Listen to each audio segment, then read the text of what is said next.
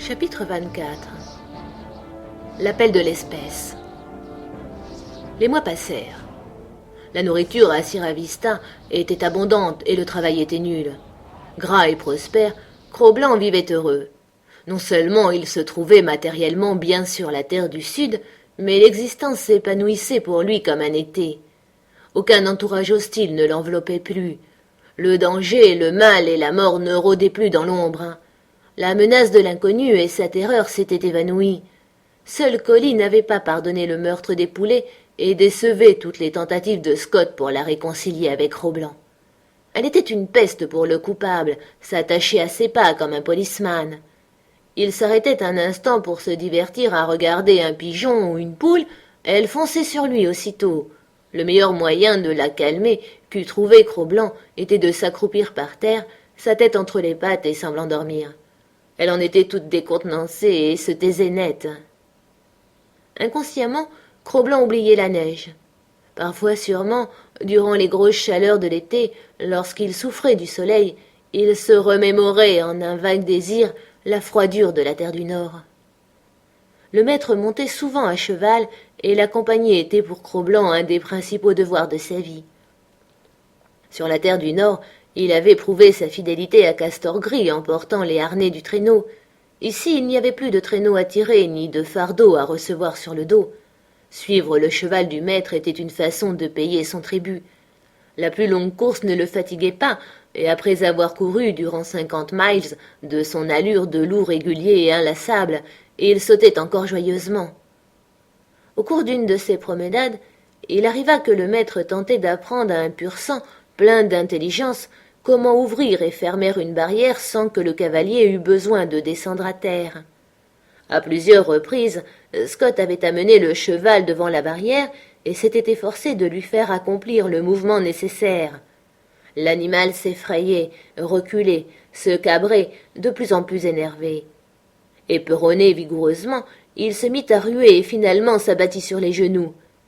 Cro-Blanc, qui observait ce spectacle avec une anxiété croissante, n'y pouvant plus tenir, bondit à la tête du cheval et se mit soudain à aboyer. Cet aboi était le premier qu'il eût proféré de sa vie. L'intervention fut désastreuse. Le cheval se releva, s'élança au galop à travers champs. Un lapin lui partit dans les jambes, lui faisant faire un brusque écart. Il tomba sur Scott en lui cassant une jambe. Cro-Blanc sautait déjà à la gorge de la malheureuse bête lorsque le maître l'arrêta de la voix. Scott, étendu sur le sol, chercha dans ses poches un crayon et du papier, mais ne trouva pas. Il se résolut à envoyer Cro-Blanc au logis sans autre explication. « À la maison, dit-il, va à la maison. » Mais Cro-Blanc ne semblait pas vouloir le quitter. Il renouvela son ordre plus impérativement.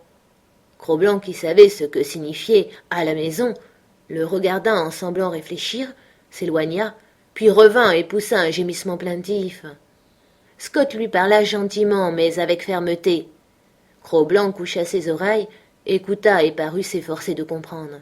« Tu m'écoutes bien, vieux compagnon, » disait le maître. « Va tout droit à la maison, c'est bien, tu leur diras ce qui m'arrive. Va, loup, va, droit à la maison. » Cro-Blanc, sans saisir le sens exact de toutes ces paroles, comprit que la volonté du maître était qu'il se rendît à la maison. Il fit volte-face et trotta au loin à contre-cœur, en se retournant de temps à autre pour regarder en arrière. « Va !» criait Scott. « Va !» La famille était réunie sur le perron à prendre le frais, lorsque Cro-Blanc arriva haletant et poussiéreux. « Weedon est revenu !»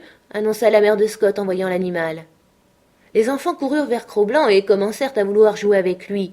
Il les évita, et comme il l'avait acculé dans un coin entre un rocking-chair et un banc, il gronda sauvagement en essayant de se dégager. La femme de Scott eut un frémissement. « Je tremble toujours, dit-elle, qu'il ne se jette sur eux quelques jours sans crier gare. »« Un loup est un loup, » prononça sententieusement le juge Scott. « Il est prudent de ne pas s'y fier. Sans doute y a-t-il en lui quelques gouttes de sang de chien. » Il n'avait pas achevé sa phrase qu'il aperçut devant lui Cro-Blanc, qui grondait avec une mine singulière. « Va-t'en, va coucher !» ordonna le juge. Cro-Blanc se retourna vers la femme du maître et saisit avec ses dents le bas de sa robe, tirant sur la fragile étoffe jusqu'à ce qu'il l'eût déchirée. Alice poussa un cri de frayeur. « J'espère qu'il n'est pas devenu enragé, » dit la mère de Scott. « J'ai toujours répété à mon fils que notre chaud climat ne valait rien pour un animal venu de l'Arctique. » Cro-Blanc maintenant s'était tu et ne grondait plus. Il demeurait immobile, la tête levée, et regardant en face la famille qui le fixait. Des spasmes muets lui secouaient la gorge, et tout son corps se convulsait comme s'il eût tenté d'exprimer l'inexprimable. « On croirait, dit Beth, qu'il essaie de nous parler. » À ce moment, la parole vint à Cro-Blanc sous la forme d'un aboiement éclatant. Ce fut le second et le dernier de sa vie, mais il s'était fait comprendre. « Quelque accident est arrivé à Scott, » dit Alice avec décision. Et tout le monde accompagna Cro-Blanc qui déjà descendait les marches du perron en regardant si on le suivait. Après cet événement, l'hôte de Sierra Vista trouva au foyer une place meilleure. Même le palefrenier, dont Cro-Blanc avait lacéré les bras, admettait que c'était là le plus sage des chiens, ne fût-il qu'un loup. Le juge Scott abondait dans ce sens et soutenait son opinion à grand renfort de preuves qu'il puisait dans son encyclopédie et dans divers livres d'histoire naturelle. Le second hiver que Cro-Blanc allait passer sur la terre du Sud approchait, et les jours commençaient à décroître. Et voilà qu'il fit une étrange découverte. Les dents de Collie n'étaient plus si dures, elles ne mordaient plus qu'en jouant gentiment et sans faire de mal. Il oublia toutes les misères qu'il lui avait dues, et quand elle venait minauder autour de lui, il lui répondait avec gravité, aimable, solennelle et ridicule. Un jour, elle l'entraîna dans une longue course à travers prés et bois. Le maître guéri devait cet après-midi monter à cheval. Cro-Blanc ne l'ignorait pas. Le cheval attendait tout scellé à la porte de la maison. Cro-Blanc hésita tout d'abord, mais un sentiment le dominait plus profond que la loi des dieux qu'il avait apprise, plus impérieux que sa propre volonté. Et lorsqu'il vit Collie qui le mordillait et folâtrait devant lui, la balance pencha vers elle. Il tourna le dos et la suivit. Le maître se promena seul ce jour-là, cependant que, dans le bois, Cro-Blanc courait côte à côte avec Collie, comme sa mère Kitch et le vieil Un-Œil avaient jadis couru de compagnie dans les forêts silencieuses de la